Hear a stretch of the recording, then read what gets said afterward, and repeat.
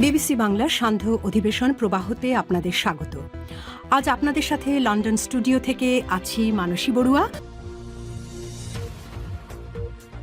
বাংলাদেশের সর্বশেষ গুরুত্বপূর্ণ আপডেট সংবাদে আপনাকে স্বাগত। শুরুতেই সংবাদ শিরোনাম, পরে বিস্তারিত। প্রথমে জানাবো আমাদের হাতে থাকা সর্বশেষ গুরুত্বপূর্ণ সবথেকে তাজা আপডেট সংবাদ। ফেব্রুয়ারির প্রথমার্ধে মহোৎসবে নির্বাচন হবে বললেন ডক্টর মোহাম্মদ ইউনূস। অন্তর্বর্তীকালীন সরকারের প্রধান উপদেষ্টা ডক্টর মোহাম্মদ ইউনূস বলেছেন, ফেব্রুয়ারির প্রথমার্ধে মহোৎসবে নির্বাচন অনুষ্ঠিত হবে এবং জাতির সত্যিকারের নবজন্ম হবে। এটি শুধু নির্বাচন নয়, এটা নবজন্ম। এত ত্যাগ ও রক্ত আত্মহুতি সার্থক হবে যদি আমরা নবজন্মটা লাভ করতে পারি। আজ রাজধানীর ফরেন সার্ভিস একাডেমিতে এসব কথা বলেছেন প্রফেসর ডক্টর মোহাম্মদ ইউনূস। এরপর জানাবো, আওয়ামী লীগের ঝটিকা মিছিল বন্ধে কঠোর হয়েছে সরকার। নিষিদ্ধ আওয়ামী লীগের ভাতৃপ্রতিম সংগঠন, নিষিদ্ধ ছাত্রলীগ সহ অঙ্গ সংগঠনের নেতাকর্মীদের ঝটিকা মিছিল উৎপাত বন্ধে কঠোর হচ্ছে অন্তর্বর্তীকালীন সরকার। সন্ত্রাস বিরোধী আইনে মামলাগুলো চার্জশিট দ্রুত দেয়া হবে। এদিকে শিবচরে প্রকাশ্যে যুবককে কুপিয়ে হত্যা। মাদারীপুরের শিবচরে হত্যা মামলায় জামিনে আসা যুবককে প্রকাশ্যে কুপিয়ে হত্যার ঘটনা ঘটেছে। পূর্বশত্রুতার জের ধরেই হত্যাকাণ্ডের ঘটনা ঘটেছে বলে অভিযোগ করেছে এলাকাবাসী। এবারে জানাবো, ভারতের আসামে শিক্ষার্থীদের সংঘর্ষ, ৫ বাংলাদেশি ছাত্রকে বহিষ্কার। ভারতের আসামে ছাত্র সংঘর্ষে লিপ্ত থাকার অভিযোগে ৫ জন বাংলাদেশি ছাত্রকে বহিষ্কার করেছে কলেজ কর্তৃপক্ষ। এ ঘটনা আসাম রাজ্যের শিলচর শহরের নামজাদা ন্যাশনাল ইনস্টিটিউট অব টেকনোলজি কলেজের শাস্তির অংশ হিসেবে গত ১২ সেপ্টেম্বর তাদের হোস্টেল থেকে বহিষ্কার করা হয়। কলেজ কর্তৃপক্ষ জানিয়েছে দ্রুতই তাদের বাংলাদেশে ফেরত পাঠানো হচ্ছে।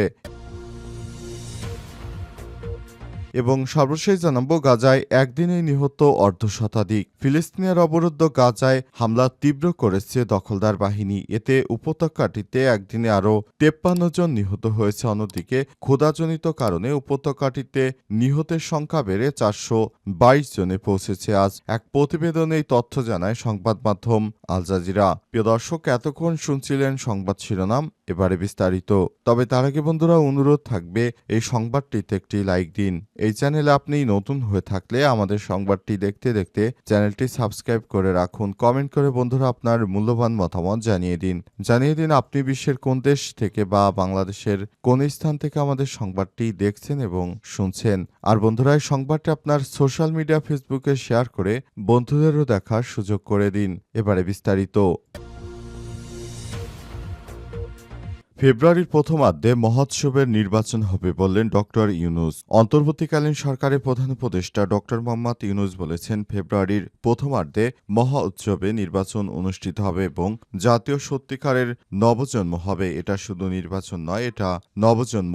এত ত্যাগ, রক্ত আত্মহুতি সার্থক হবে যদি আমরা নবজন্মটা লাভ করতে পারি। রোববার ফরেন সার্ভিস একাডেমিতে জুলাই সনদ বাস্তবায়ন নিয়ে দলগুলোর সঙ্গে জাতীয় ঐক্যমত্য কমিশনের তৃতীয় ধাপে সংলাপের দ্বিতীয় দিনের বৈঠকে সব কথা বলেছেন ডক্টর মোহাম্মদ ইউনূস। জুলাই সনদের বিষয়ে প্রধান উপদেষ্টা ডক্টর মোহাম্মদ ইউনূস বলেছেন, এখান থেকে বের হওয়ার উপায় নেই। যে সমঝোতা রাস্তা শুরু করেছি তা থেকে বের হওয়ার কোনো সুযোগ নেই। সমঝোতায় আসতেই হবে। আমি হয়তো গায়ের জোরে বলছি, কিন্তু কথাটা ফেলে দেওয়ার কোনো উপায় নেই।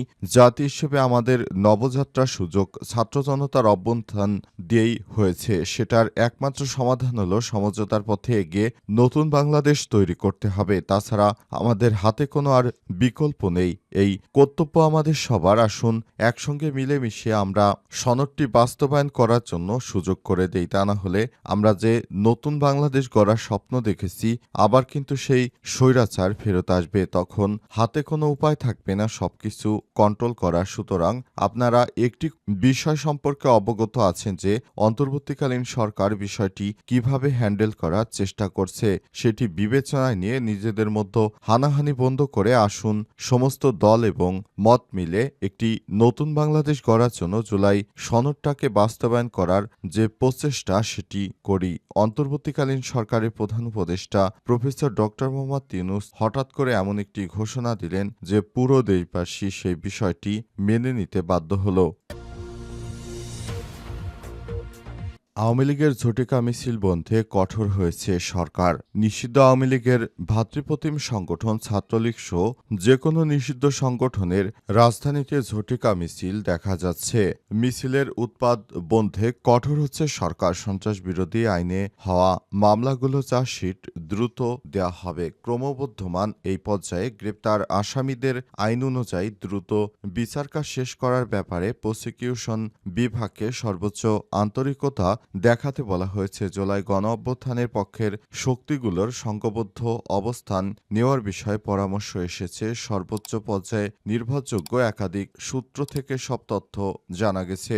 আইনশৃঙ্খলা বাহিনীর সূত্র থেকে জানা গেছে সাম্প্রতিক সময় নিষিদ্ধ আওয়ামী লীগ নেতাকর্মীদের ঝটিকা মিছিলের বারবারন্ত দেখা যাচ্ছে। প্রায় প্রতিদিনই ঝটিকা মিছিল হচ্ছে। দিন দিন মিছিলের সংখ্যা বাড়ছে, তবে মিছিলে উপস্থিত উল্লেখযোগ্য নয়। সম্প্রতি রাজধানীর বাইরে একই প্রক্রিয়ায় 4 থেকে 5 মিনিটের মিছিল শুরু করে দলটির নেতাকর্মীরা শনিবার কুমিল্লার চান্দিনা মহাসড়কে ভোরে 20 থেকে 25 জন মিছিল করেন। সর্বশেষ গতকাল রোববার ঢাকা পার্শ্ববর্তী কেরানীগঞ্জ চুনকুটিয়া এলাকায় মিছিল করেন স্বল্প সংখ্যক নেতাকর্মী।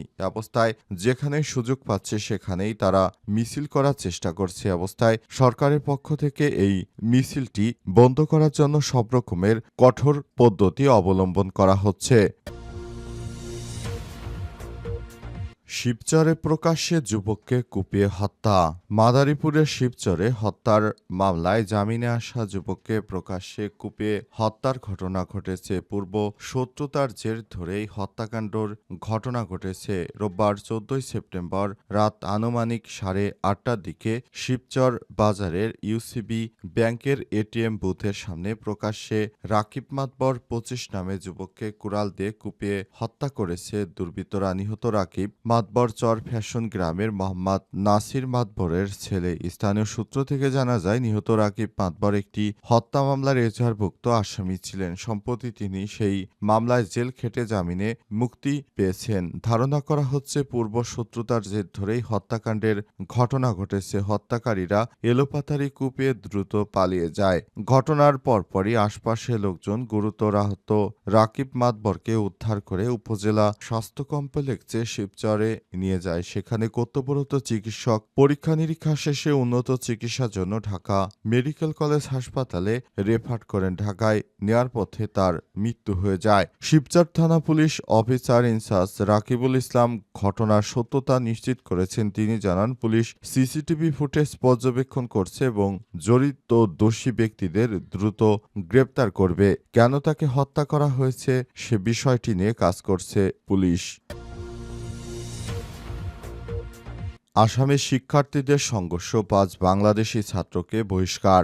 ভারতের আসামে ছাত্র সংঘর্ষে লিপ্ত থাকার অভিযোগে 5 বাংলাদেশের ছাত্রকে বহিষ্কার করেছে কলেজ কর্তৃপক্ষ। এই ঘটনায় আসাম রাজ্যের শিলচর শহরের নামজাদা ন্যাশনাল ইনস্টিটিউট অব টেকনোলজি কলেজের শাস্তির অংশ হিসেবে গত 12 সেপ্টেম্বর তাদের হোটেল থেকে বহিষ্কার করা হয়েছে। কলেজ কর্তৃপক্ষ জানিয়েছে দ্রুতই তাদের বাংলাদেশে ফেরত পাঠানো হবে।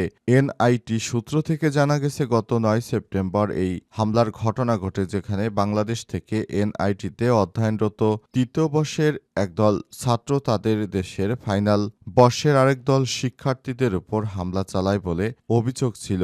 উত্তর পূর্ব ভারতের অন্যতম প্রিমিয়াম শিক্ষা প্রতিষ্ঠান আসামের এনআইটির ডিরেক্টর অধ্যাপক দিলীপ কুমার বৈদ্য এই ব্যাপারে বলেছেন, আমরা বিষয়টি পুঙ্খানুপুঙ্খভাবে তদন্ত করছি এবং অবশেষে 5 জন প্রধান অভিযুক্তকে একটি শিক্ষাবর্ষের জন্য বরখাস্ত করেছি। ওই 5 শিক্ষার্থী যে ক্যাম্পাসের ভেতরে সহিংসতার ঘটনায় সক্রিয়ভাবে জড়িত জড়িত ছিল আমাদের কাছে তার পর্যাপ্ত প্রমাণ আছে। এই ঘটনায় তাদের 2টি সেমিস্টারের জন্য সাসপেন্ড করা হয়েছে। যেহেতু ওই সময়কার তাদের ক্লাসে মনোযোগের অনুমতি নেই, তাই দীর্ঘ আলাপ আলোচনার পর আমরা সিদ্ধান্ত নিয়েছি 5 জনকেই বাংলাদেশে ফেরত পাঠানো হবে। কলেজ কর্তৃপক্ষ সূত্র থেকে জানা গেছে এই 5 জন শিক্ষার্থী সকলেই India council for cultural relations ICCR স্কলারশিপের অধীনে আসামের ওই শিক্ষা প্রতিষ্ঠানে অধ্যয়নরত ছিলেন। প্রত্যক্ষদর্শীদের অভিমত ওই দিন রাত 11টা নাগাদ ওই হামলার ঘটনা ঘটে। হোস্টেলের 206 নম্বর ঘরে বাংলাদেশের 5 জন